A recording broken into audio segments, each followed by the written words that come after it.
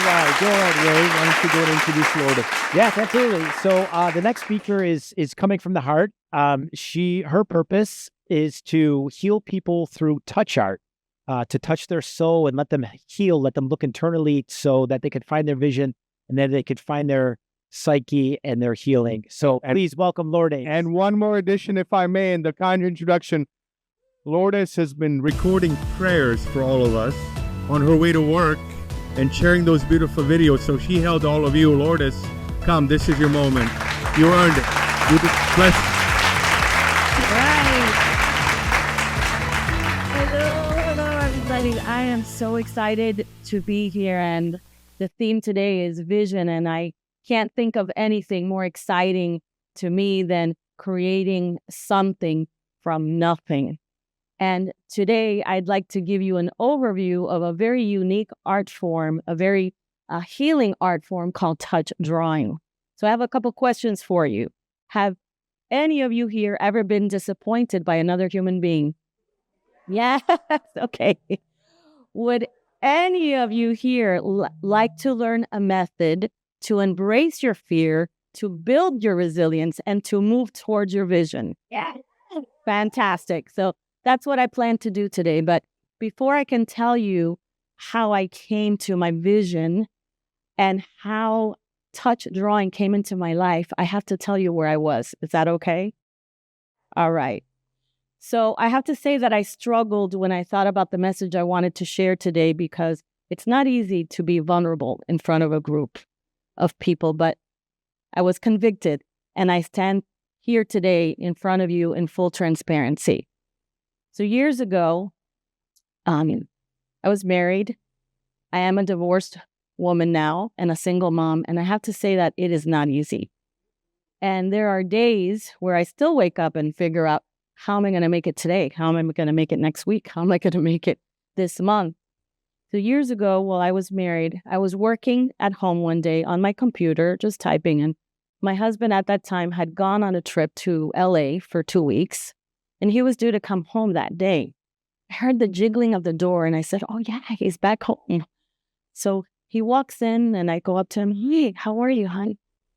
And he looks blankly straight at me and says, Lourdes, I don't love you and I want a divorce. My brain was like jello and my heart was going to jump out of my chest. And I remember that all I could say was, you're kidding, right? But his blank stare, his cold eyes that pierced right through me, told me that this was no joke. So the next day, I remember lugging my pain with me like an 80-pound suitcase attached to my hip to my office at work. And I sat in my chair and I began to read psychologicals, as I do daily, because aside from being a life and art wellness coach, I direct a program for children and young adults with special needs, learning disabilities, attention deficit, autism. And part of my job is to read the psychologicals and determine what support programs would help them be successful.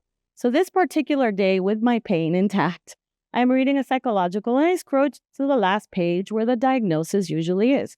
And I read 17-year-old female diagnosis, anxiety unspecified. Depression. What? I get the next psychological and I scroll to the last page again. 18-year-old male diagnosis, anxiety and depression. And I think, how can this be? How can these young adults be suffering from anxiety and depression where they have their whole lives in front of them? This is crazy. And as a parent, I thought, what kind of conversations must these parents be having with themselves? Did I do enough for my child? Did I not do enough for my child? Is my child going to hurt themselves? You see, national statistics say that 1 in every 1,100 college students commits suicide. So at that moment, the pain of seeing these psychologicals with a diagnosis of anxiety and depression coupled with my pain just made me reach out and pray, Lord, what do I do? How do I help these young adults? This is our future. And how do I help myself heal all in a positive way?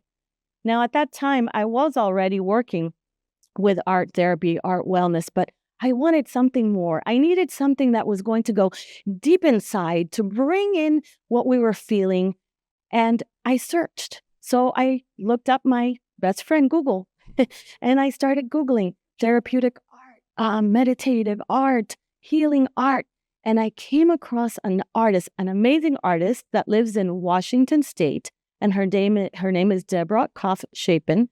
And she created this transformative meditative art form called touch drawing that involves the psychological, the emotional, and the physical. And I said, that's it. That's what I've been looking for. So I signed up for her courses. I became a facilitator and I ordered my art kit. I was so excited. So first day I ordered my art kit. I run to the mailbox. Not there yet. Second day, I run to the mailbox. Not there yet. Third day, I run to the mail. Not there yet. Fourth day. Nope. Fifth day, finally, my art kit arrives. And I remember I felt like a 4-year-old on Christmas Eve where I grabbed that art kit and I took it upstairs to the condo and I just unwrapped it quickly like a little kid does. And I received my board and my tissue paper and my roller and my oil paint. And I was so excited and I began to work on myself. So I closed my eyes. Step 1 in touch drawing. You close your eyes. I played soft music. I meditated, breathed, and I prayed. And I embraced the pain that I was feeling.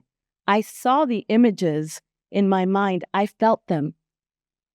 I opened my eyes after a while, and step 2 in touch drawing. I took my board. I rolled navy blue oil paint on it, and I put a simple piece of tissue paper on the board. And then I went inward, and I took my fingers, my fingernails, and my hands, and started creating imprints on the board based on the sensations and the pain that I had been feeling. I represented my face from the inside out.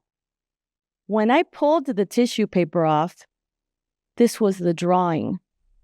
And I went, wow, that is amazing. That is me. That is my pain. Look at it. And then I completed step 4 in touch drawing, which is reflecting upon your art and journaling. And I asked myself this question: drawing, if you were alive, what would you be telling me? And the picture said, Lourdes, look, this is you. Yes, and there's pain, but look at the tears. Look at the eyes. That's an inward pain. You have to go inside. You have to work on yourself. You need to build that self-esteem. Remember, you are worthy. You are a daughter of the King. Oh, my. And I was just blown away by what I saw. So I went back to the board and I went back to my meditation and prayer and I asked myself, okay, Lord, how have you brought me through difficulties in the past? What have I done? What are my values? And then my mother's words came rushing back to me. My mother was a social worker, a very kind, loving woman. And she taught me and planted the seed of faith in me since I was a tiny tot. And in her broken English, because I'm Cuban born, she would always tell me, Lourdes, Lourdita, it's all about love, love, giving love, receiving love. Love conquers all. Love, love, love. To this day, I say I have a Cinderella complex and a Pretty Woman complex because I still believe in fairy tales. I believe in happy endings. I believe in magic. And I thank God that I have that childlike faith because it has brought me through many trials in my life. Thank you. So I went back to the board, I meditated, and I thought about that love. What does love mean to me and how can I portray that? So I went back to the new board and I created again with my fingers, fingernails, and hands. And I created this imprint. And when I removed the tissue paper, this is what I saw. And again, I asked and journaled, drawing, if you were alive, what would you be telling me? And the drawing said, Lourdes, love is ever expanding, flowing. You see the hair is flowing, the body is swaying. It's ever expanding. Love transcends all languages. That's the answer. And I had an aha moment. I said, oh my gosh, yes, love. Love has always taken me through difficult times. I have to turn this pain into a vision, into a mission to help not only myself, but young adults, women. And thus my vision to create a global movement where I teach this method to help young adults, to help children with disabilities came to be. Oh my goodness. So my vision and my mission today is a global one. And I see myself at conferences.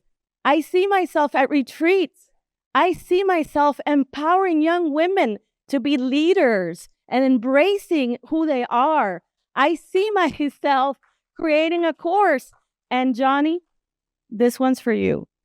And I see myself handing out art supplies to precious ones, eating popcorn, watching movies, and saying, precious one, this is for you because you are worthy. And yes, you can create something from nothing. Thank you.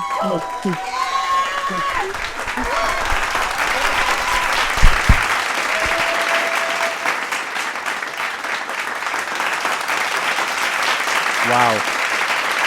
I am touched by your touched art, by the way, Lourdes. Give it up for Lourdes one more time.